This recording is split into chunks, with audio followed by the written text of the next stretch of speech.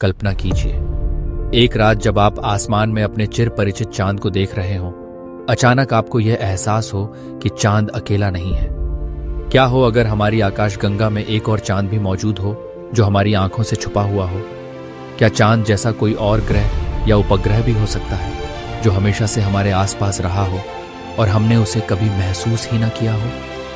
यह बात जितनी रोमांचक लगती है उतनी ही हैरान करने वाली भी है।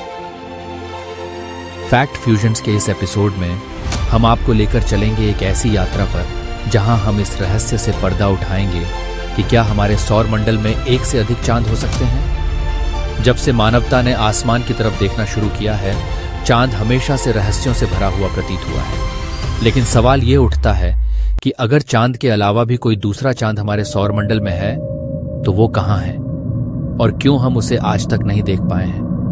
अब तक वैज्ञानिकों ने इस पर कई शोध किए हैं और कुछ दिलचस्प निष्कर्ष भी निकाले हैं। अब बात करते हैं साल 2016 की, जब वैज्ञानिकों ने पहली बार एक क्वाजी सैटेलाइट खोजा। इसका नाम रखा गया 2016 HO3। ये कोई साधारण चट्टान नहीं थी, बल्कि एक ऐसी अंतरिक्षीय चट्टान थी जो पृथ्वी के साथ साथ एक अनूठी कक्षा में घूम रही थी। 2016 HO3 का आकार लगभग 100 से 300 मीटर के बीच है और यह चट्टान पृथ्वी के करीब ही अपनी कक्षा में रहकर सूर्य के चारों ओर घूमती है। लेकिन यह हमारे चांद की तरह पूरी तरह से पृथ्वी का उपग्रह नहीं है। इसका ऑर्बिट कक्षा इतना अलग और दूर है कि इसे हम चांद का दर्जा नहीं दे सकते, लेकिन यह पृथ्वी के इर्द गिर्द चक्कर जरूर लगाता है।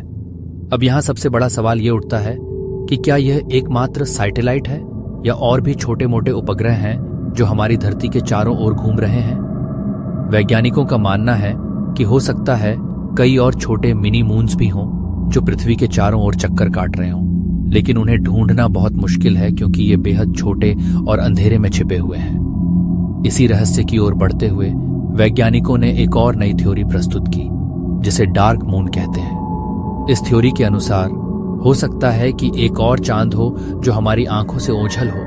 यह एक अदृश्य चांद हो सकता है जो हमारे चांद के पीछे कहीं छिपा हो। लेकिन सवाल यह है कि हम इस डार्क मून को क्यों नहीं देख पाते। क्या यह चांद असली है या सिर्फ एक कल्पना?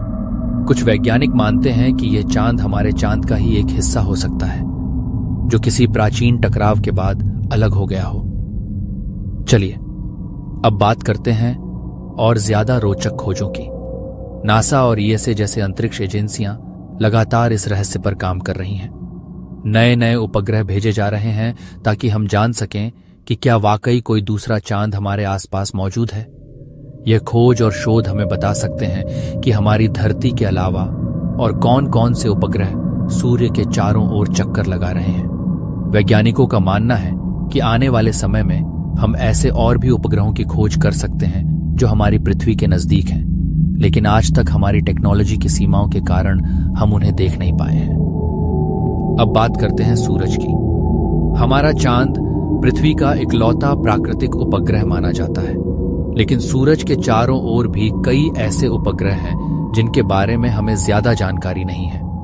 इन उपग्रहों का जीवन, उनकी संरचना और उनका भविष्य हमें बहुत कुछ सिखा सकते हैं। आज से कुछ दशक पहले तक हम केवल चांद और कुछ ग्रहों के बारे में जानते थे, लेकिन अब हम जानते हैं कि अंतरिक्ष में और भी बहुत कुछ है जिसे समझना बाकी है। एक और बात जो जानने योग्य है वो ये कि वैज्ञानिकों ने हाल ही में ये पता लगाया है कि सूरज के आसपास भी कई रहस्यमयी वस्तुएं घूम रही हैं, जिनमें से कुछ को हम इंटरस्टेलर ऑब्जेक्ट्स भी कहते हैं। ये वस्तुएं हमारी आकाशगंगा के बाहर से आ रही हैं और हमारी दुनिया के बारे में हमें नए सवाल खड़े कर रही हैं। क्या ये वस्तुएं किसी दूसरे चांद या ग्रह की ओर इशारा कर रही हैं? इस सब के बावजूद सवाल यही उठता है कि क्या वास्तव में कोई और चांद हमारे सौर मंडल में छिपा हुआ है।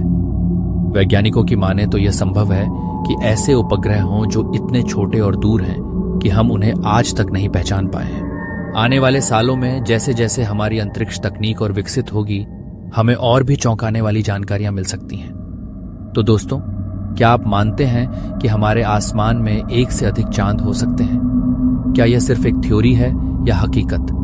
हमें कमेंट्स में जरूर बताएं और जुड़े रहें। फैक्ट फ्यूजन बता के साथ जहां हम आपके लिए हर बार कुछ नया और रोचक लेकर आते हैं। और हाँ, अगर आपको यह वीडियो पसंद आई हो तो इसे लाइक, शेयर और सब्सक्राइब करना बिल्कुल मत भूलिए।